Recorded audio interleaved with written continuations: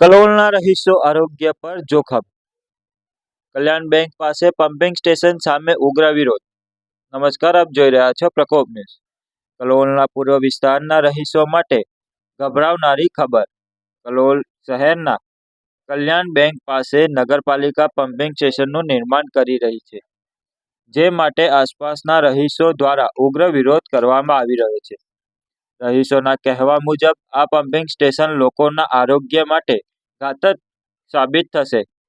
આ વિસ્તારની 4 શાળાઓ જેમ કે પ્રગતિ શાળા, સરકારી પ્રાથમિક શાળા, શાંતિનિકેતન શાળા અને કેએમબી સ્કૂલના બાળકો, વાલીઓ અને શિક્ષકો પર ગંદકીથી થતી બીમારીઓનો મોટો ખતરો છે.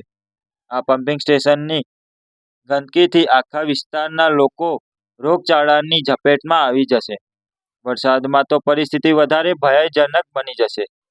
આ ઉપરાંત આ વિસ્તારમાં આવેલ આરોગ્ય કેન્દ્રો અને હજારો પરિવારોથી ભરેલી સોસાયટીઓમાં પિત્તજ્વર, કોલેરા અને બીજા જીવલેણ રોગ ફાટી નીકળવાની ભીતિ સેવાઈ રહી છે.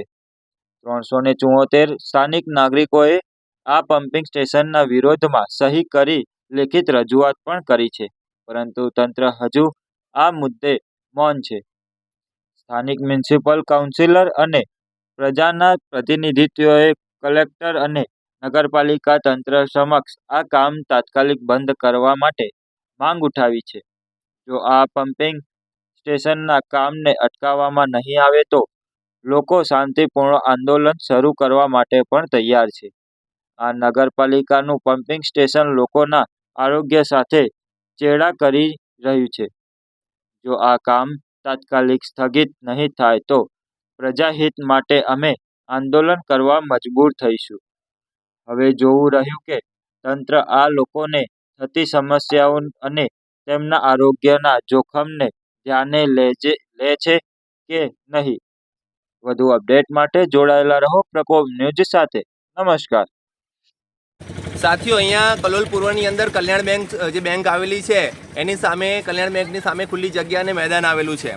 આ મેદાન વર્ષોથી અલગ અલગ સામાજિક સાંસ્કૃતિક બધા પ્રોગ્રામ માટે યુઝ કરતા હતા, પણ અત્યારે અચાનક અહીંયા કલોલ નગરપાલિકાએ પમ્પિંગ સ્ટેશન અને ગટરનું ગંદુ પાણી ખેંચીને અહીંયા ઠાલવવાનો પ્રોજેક્ટ લાવી દીધો છે. અહીંના લોકોએ, સ્થાનિક જે જાગૃત લોકો હતા, એમણે 5 ડિસેમ્બર 2024ના રોજ 374 લોકોએ લેખિત અરજી કરી અને 374 લોકોએ લેખિત અરજી કરીને નગરપાલિકાને જણાવ્યું કે આ પમ્પિંગ સ્ટેશન બનવું જોઈએ નહીં. છતાં પણ આ જાડી ચામડીની નગરપાલિકા છે, એણે એક પણ એક્શન લીધા સિવાય હજુ કામગીરી પાછળ ચાલુ રાખેલી છે.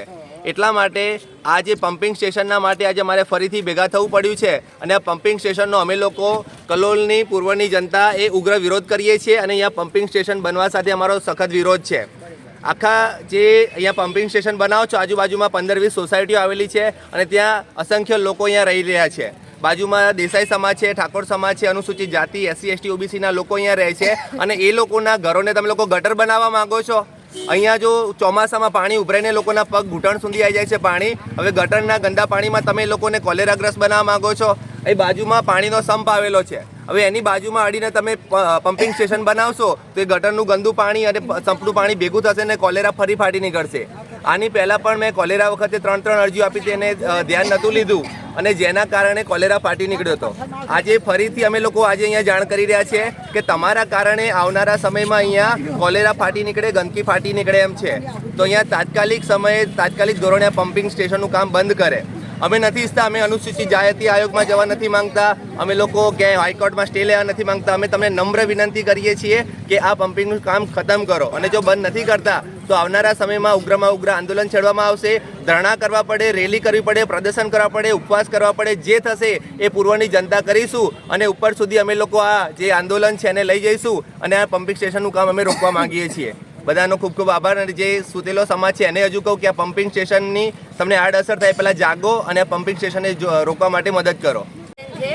હું પ્રગતિ સ્કૂલમાં રહું છું અને મારી પોતાની સ્કૂલ પ્રગતિ છે અને રેલવે પૂર્વમાં 50,000 પબ્લિક રહે છે અને સામે કલ્યાણ બેંક છે, બાજુમાં અર્બન સેન્ટર છે અને નવો અત્યારે ફ્લેટ પણ બનાવવામાં આવ્યું છે. તો આ જે ગટરનું જે બનાવવામાં આવી રહ્યું છે એ ખરેખર તો બિનકાયદેસર જ છે, બરાબર. અને હવે પણ જો આ કાર્યક્રમ અમે કર્યો હાલ અને એ કાર્યક્રમના અનુસંધાન હું એટલું કહીશ કે જો આ કામ અત્યારે તાકીદમાં બંધ ન થાય તો અમે તો કાલે જ ઉગ્ર આંદોલન કરવા તૈયાર જ છીએ. અને અત્યારે જે બહેનો ભાઈઓ આવ્યા છે એ બધા અમને તમને એવું લાગતું જ હશે કે એ લોકો અમારા સપોર્ટમાં છે. આજે સંખ્યા ઓછી છે પણ હજુ રેલવે પાછળ 50,000ની સંખ્યા છે. તો એ લોકો પણ આવશે અને ખૂબ મોટું આંદોલન કરવામાં આવશે. અને અમે તમને અત્યારે ખૂબ નમ્ર વિનંતી કરીએ છીએ કે આ કામ હાલ કાયદેસર છે અને તુરંત અટકાવી દેવામાં આવે એવી અમે નમ્ર વિનંતી કરીએ છીએ.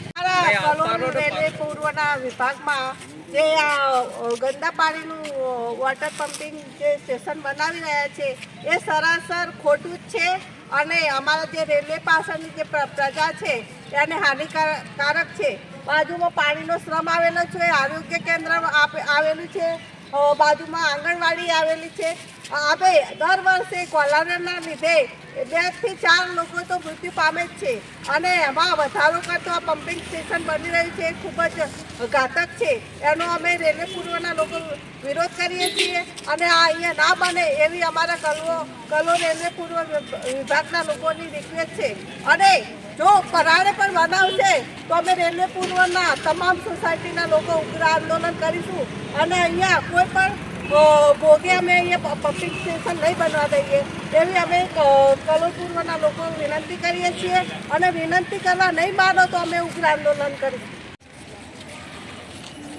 જય ભીમ, નમો બુદ્ધાય. મારે અહીં કલોલ શહેરમાં રેલવે પાછળ અમે રહીએ છીએ. ત્યાં આગળ ઘણી બધી સોસાયટીઓ છે અને સ્કૂલો પણ આવેલી છે અને નાના આંગણવાડી છે. નાના બાળકો પણ અહીં આંગણવાડીમાં આવે છે. તો આ નગરપાલિકાના સાહેબશ્રીને જણાવવાનું કે તમે જે આ કાર્ય કરી રહ્યા છો, ગંદુ ગટરનું પાણી અહીં લાવી રહ્યા છે તે ખૂબ જ ખરાબ કરી રહ્યા છે.